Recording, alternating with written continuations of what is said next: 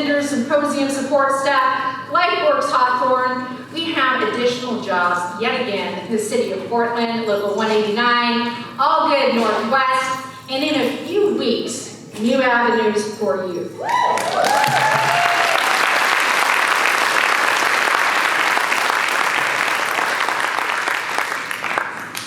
So folks, that means in the last 6 years, you all have helped organize over 5,000 new workers in our union.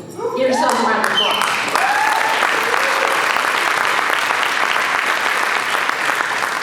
Now, these new workers not only help increase our union density, they also bring new perspective and energy, challenging us to think of how we can take our best practices and be better, do more. The growth we have made over the past several years has been incredible, but it takes more than growth for us to be better. The last time we were together, we talked about our council's vision, mission, and strategic plan. Our vision, economic justice for all Oregon workers and their families, with a mission to empower and unite workers to create change in their workplace and in their communities. We are now, mostly, over on the other side of a global pandemic that challenged us in ways I'm sure we could never have imagined.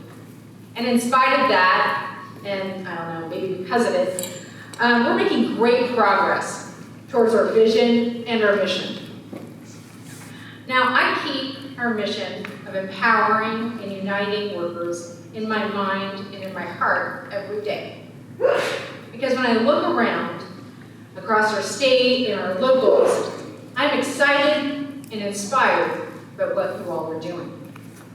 Now, I know President Saunders already spoke about this, but where are the local 328 delegates? I know you're all back there. Now, I know you know this is a great story, folks, right? So I got to share a little bit, some highlights of OHSU and the local members, what they fought for and what they won. Now, how many of you remember the early days of the pandemic? In cities and towns across our country, every night at 7 o'clock, people would cheer, right? See, I remember pots and pans cheering for healthcare and essential workers, recognizing their incredible sacrifice they were making, and in many cases, their families were making on behalf of us, caring for members of our community during this unprecedented time. Now, I am positive that there are plenty of OHSU executives joining the chorus. Yeah. But when the cheering stopped, you all know what remained. Understaffing, inadequate pay, long hours, and generally hellish working conditions, and rampant discrimination and harassment, and a very, very, very, very, very expensive Covington report without accountability to move forward with. Sorry, I didn't know exactly how to emphasize how expensive that report was. Very, very, very. 6 million berries. So, y'all got to work, didn't you? Local 328 engaged members via town halls and work sites, and by having one-on-one conversations about what was at stake and what actions were necessary to get the contract they deserved. Now, after 6 months, 7 months of negotiations, when management was failing to offer anything acceptable, the members voted to strike with a 93% strike vote. Wow. 93% voted to strike if necessary. They refused to accept business as usual. They stood up for themselves, for each other, and for their patients. And frankly, they should have stood up for the community. It also set a standard for workers on what they should expect from their employer and how to hold them accountable. This wasn't just about wages. This was about equity and respect on the job. They deserved more. They demanded it. Workplace improvements that would improve both economic well-being and their quality of life. You heard President Saunders talk about this historic win. It is nationally recognized as a historic win. With a 17% raise over 3 years, a $3,000 ratification bonus for full-time folks and $1,500 for part-time, because they did not forget about them. They tripled their weekend differential, because folks, if you're not paying work on the weekends, right? And they created a task force charged with making additional mental health service available for a workforce that had been under siege.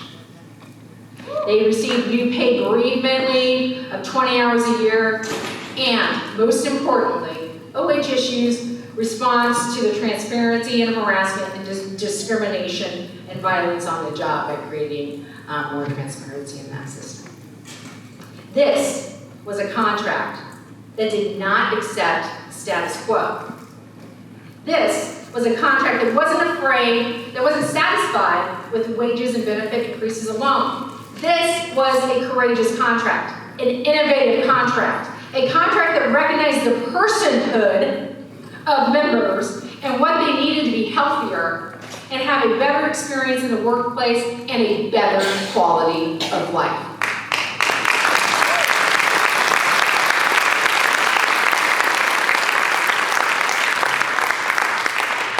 And I bet, because of that, you can expect that the turnout for the ratification vote was the second highest in history. Members overwhelmingly voted in favor. And seeing that success, early this month, more than 240 OHSU postdocs workers filed to join Oregon AFSCME.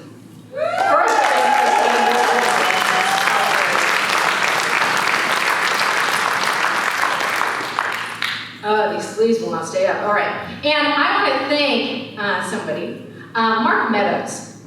Mark Meadows was a leader in the Graduate Researchers Union and is currently a postdoc at OHSU. Mark is also a newly hired AFSCME organizer, working to make sure all of OHSU is organized, putting his work into action. Let's hear it from Mark.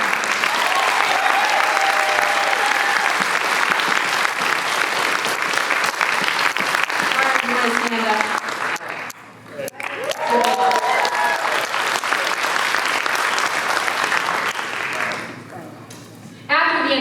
The local 328 ratification, comments on their blog were filled with excitement and pride that members had held strong and won.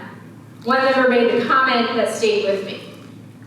They wrote, "I've also been thinking a lot of how a labor union is not just a band-aid to the pain of being working class.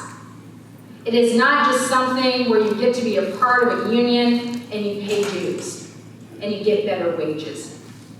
Being a union member is an action. Being a union member is an action." I love that. That is how we keep getting better. Being a union member is an action you take every day for yourself, for your family, for your community, and for your future. And when we take actions that are bold and member-led, we win. And to be truly member-led, we have to be able to show up, listen, and be strategic. I know how hard you all are working every single day. I also know that sometimes the hard work is just a little too hard. That it can be difficult to see a path forward, where those barriers can feel insurmountable. And you have more dumpster fires than you have marshmallows. Y'all know what I'm talking about. Half of them in your inbox. Sometimes the problem is management. The superior amount of time, the problem is management. Most of the time, the problem is management. But honestly, sometimes it's us. We're moving too fast. I know, I see your faces. I know I'm saying this. I say it because I relate to it. When I move too fast, all I can see is how I can put out that dumpster fire. But when I slow down,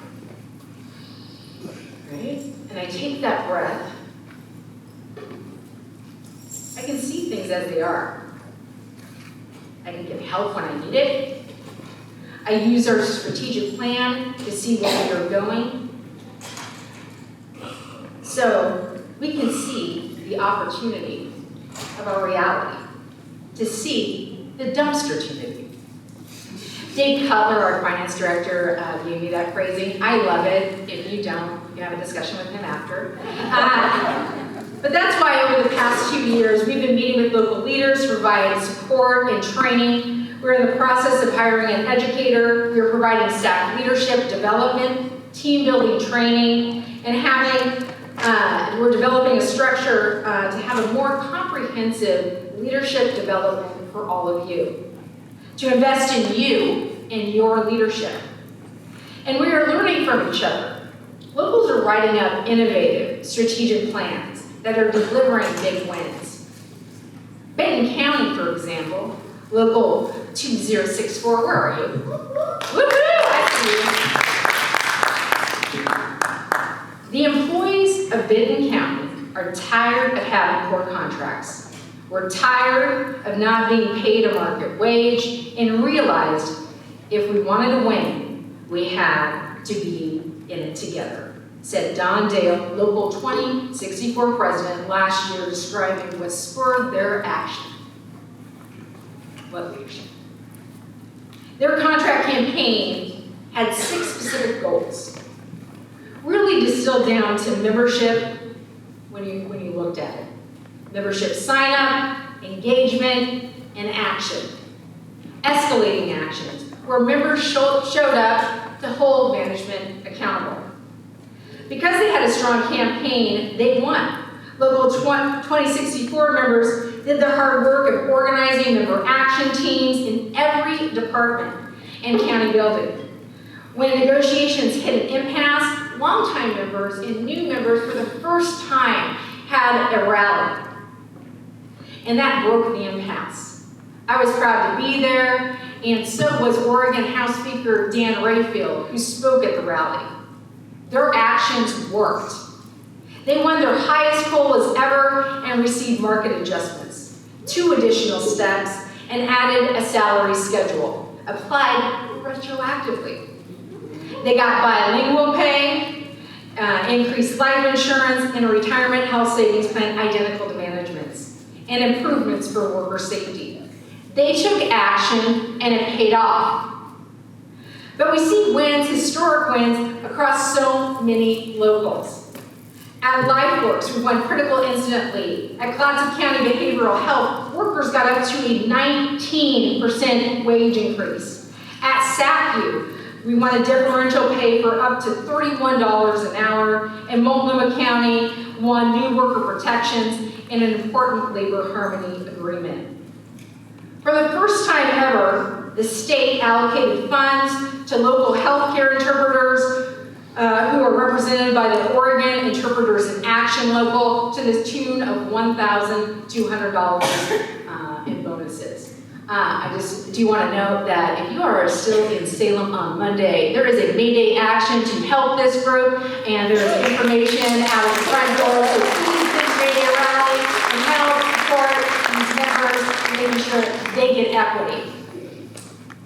Listening to members, running campaigns, taking new approaches to solve the challenges our members are facing. This is how we get better as we grow. One of the most stubborn challenges our members are facing is the lack of available, affordable childcare. That's right. Most of Oregon is a childcare desert, especially for families who need 24/7 care and families who are looking for culturally specific care. As a parent, I've been there. When we can't find care, it can cost more than housing.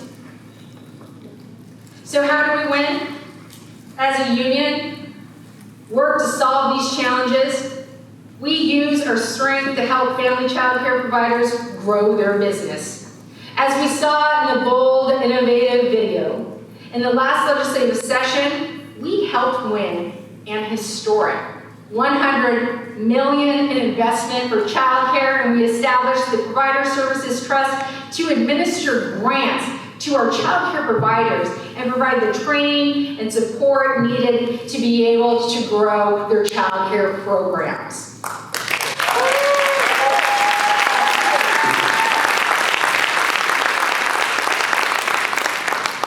I'm still a little shocked.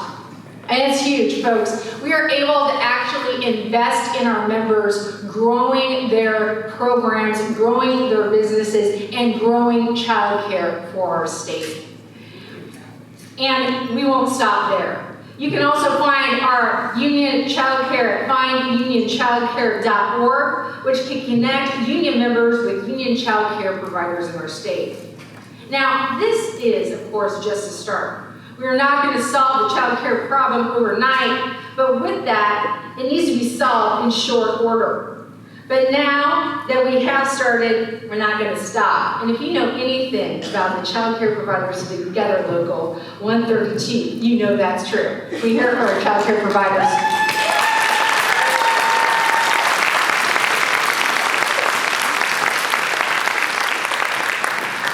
We're also taking innovative approaches to addressing our behavioral health care workforce shortages through the United We Heal Trust, which is starting to graduate apprentices with certifications they need to advance in their careers. I want to thank Andy Friedman, the United We Heal Trust Director, who is leading the way in these amazing, innovative efforts. So you can stand up and back.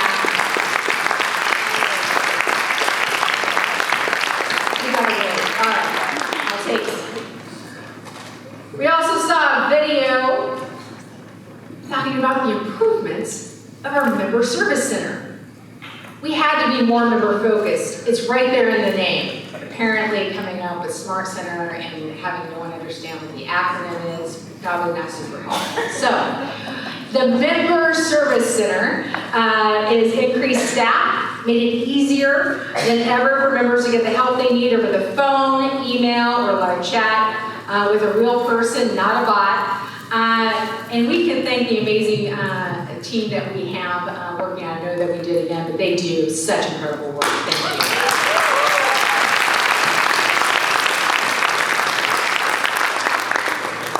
you. So, those are the actions being taken for better contracts, for better child care, behavioral health care systems, and improve services for members. We're also taking actions affecting laws and policies to advance our vision of economic justice for all Oregon workers and their families. Over the past several legislative sessions, thanks to the ability of members to testify remotely instead of having to travel to Salem to testify and lobby, more Oregon AFSCME members than ever before have been able to share their stories of their work and their lives with elected officials. And it's having an impact. It's how we got the $100 million for child care, increased funding for behavioral health salaries, and new protections against discrimination in workers' comp system. We also stood with our union siblings in the Farm Workers Union to win the fight for overtime for those workers who work so hard to put food on our tables. Members are sharing their stories, and frankly, it also matters who is sitting across the table from them, hearing those stories. Our Associate Director, Joe Basler, is going to be talking to you tomorrow, but I want to stress something that I know is true in my bones. We must elect more pro-worker, pro-union friendly folks to office. Like Roland Commissioner Stacey, like our sibling, Catherine Lever from AFSCME 3299. You can give her a hand too.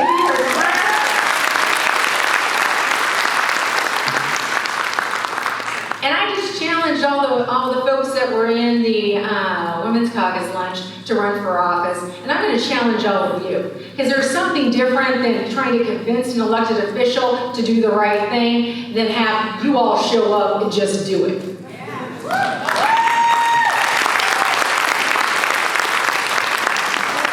Elections matter in large and small ways, and it's no coincidence that after Labor showed up and helped elect Tina Kotek governor, she appointed her labor policy advisor, a former firefighter union president.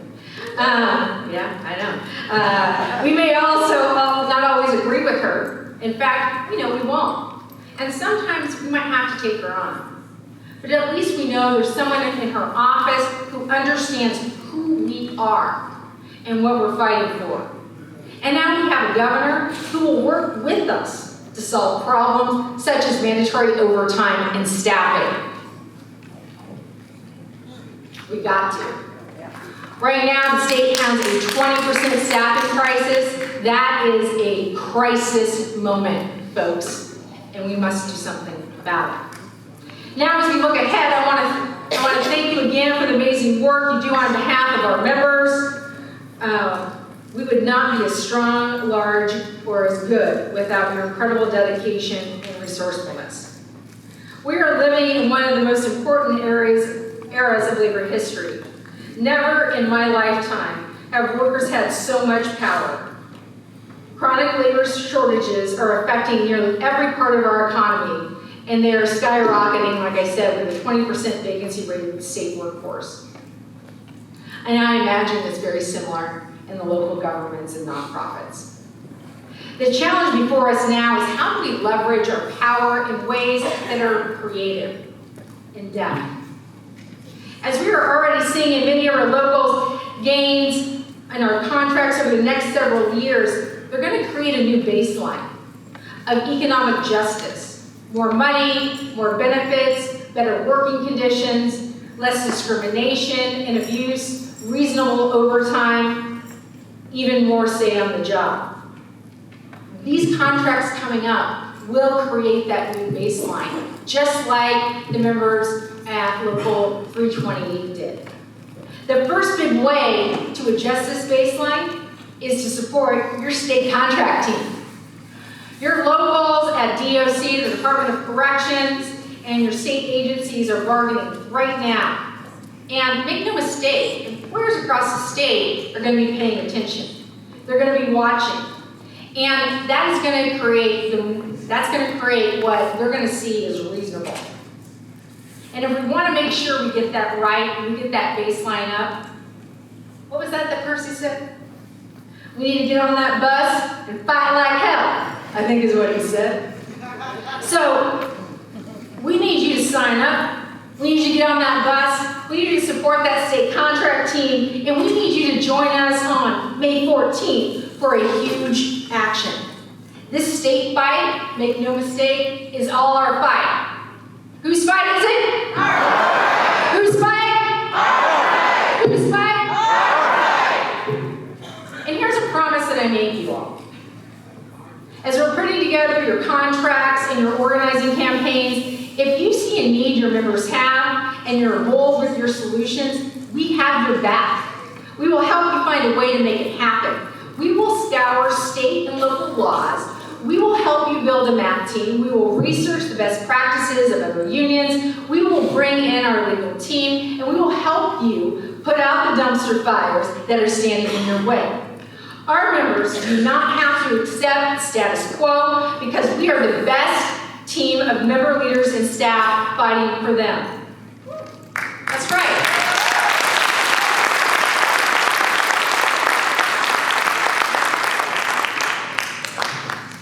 Being a union member, being a union leader, is an action we must take every day for our members, our state, each other, our families, and community.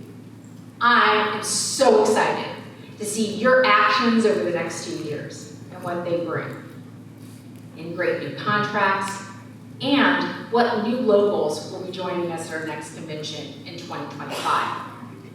They call this speech the State of the Union. The State of the Union is strong and getting stronger every day because of you.